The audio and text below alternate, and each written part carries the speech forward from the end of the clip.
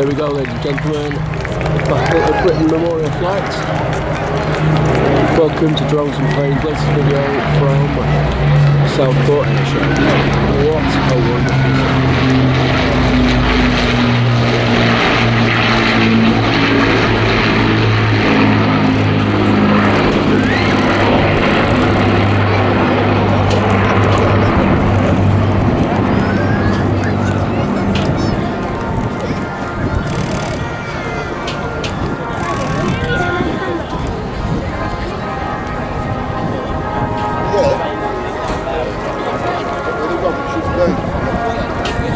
parachutist isn't. And what a fantastic sight that is to bring these aircraft in to open up this second day of a magnificent show. And our grateful thanks to all the team behind the Captain Mark and other ladies who put so much effort into getting this back on the road. It's certainly great to be back in Southport. We're all very welcome. I hope we'll have a great day. This outstanding formation will pass you once more before then breaking. The fighters will break off, and each one of them will then give you an opportunity to relish in its outrageous success. And of course, the ultimate design of the British is harnessed by the outstanding success, of course, of the world's most engine manufacturers.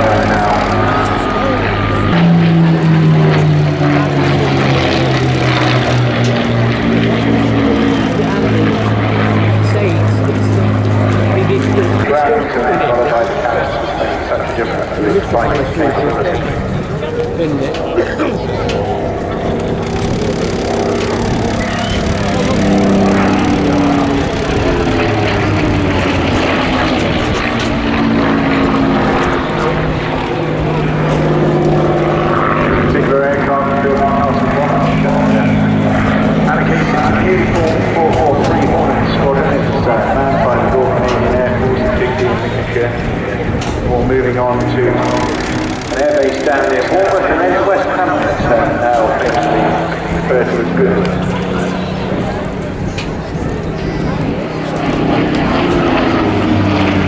First operation in 1964, by young 20-year-old Nick one went on to fly the tornado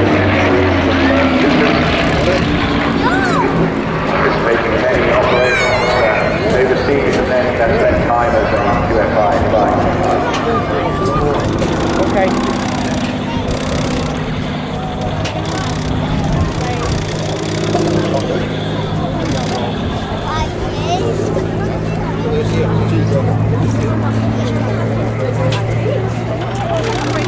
By the end of the war, the Spitfire carried an engine producing more than twice the power of the original, and we're going to see one of those later on this afternoon. Maximum takeoff weight and rate of climb are more than double, and its firepower has increased by a factor of 5. What a magnificent victory roll there. The highest cruising rated from there on.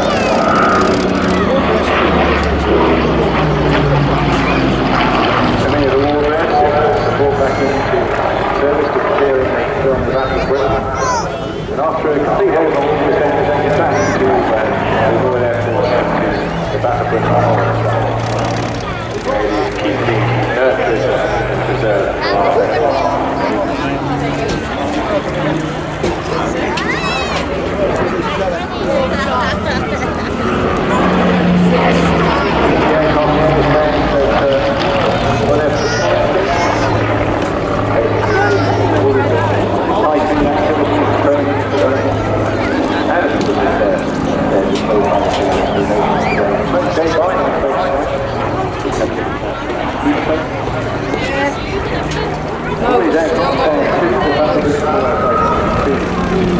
routine set up to rest all volunteers and doing up their weekends. Display and commemorate the past of these aircraft so closely involved.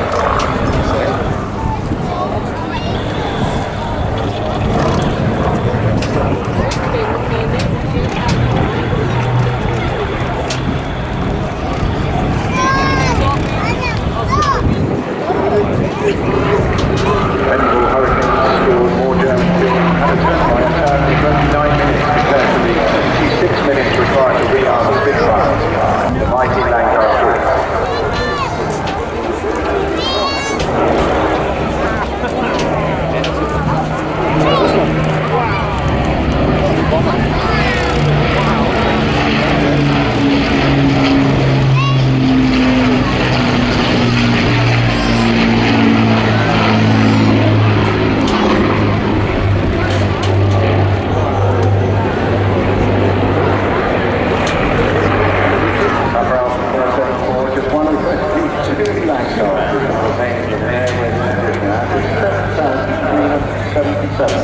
They were built. The other one, some of them may have seen somebody back in Canada. This aircraft is built to be designed to make water tanks, so not too far away, it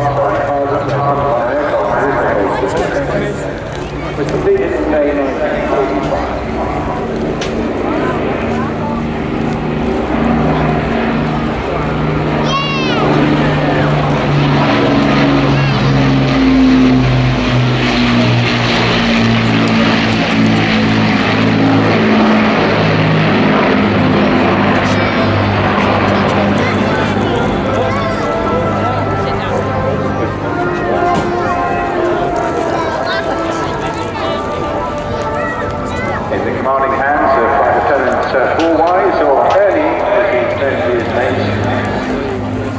Experience during airforce back in 1999. Initially as a technician, it just gives you the progress that you can make, you youngsters out there, even if you don't get to pilot the first time. Plenty of opportunities to pick that up later on. Then he went on to get training streams and went to officer training as well. Tactical air transport role, and then as a QA pilot. Flying training before being reacquainted with the C-130 James Spitfire.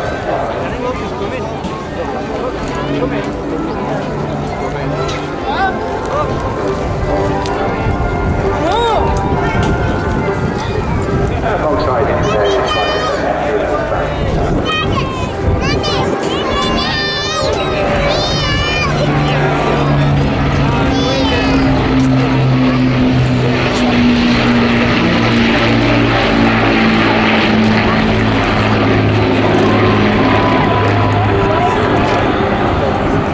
as well as those who flew the aircraft and the marvellous Rolls-Royce engines that have developed power them all 1,000 pounds at a maximum speed of 275 miles an hour at 15,000. You can cruise at 200 miles an hour routinely above 1,000.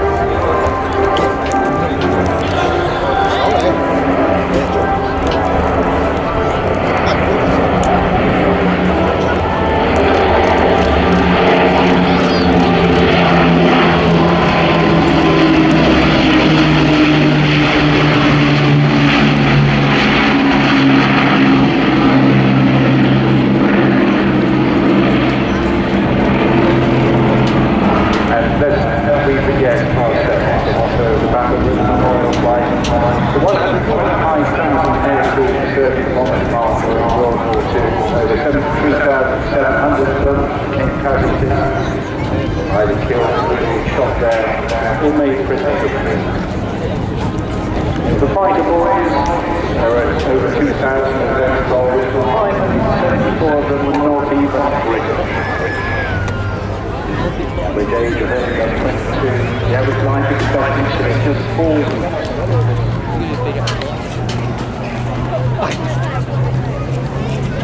An opportunity now for final fly past.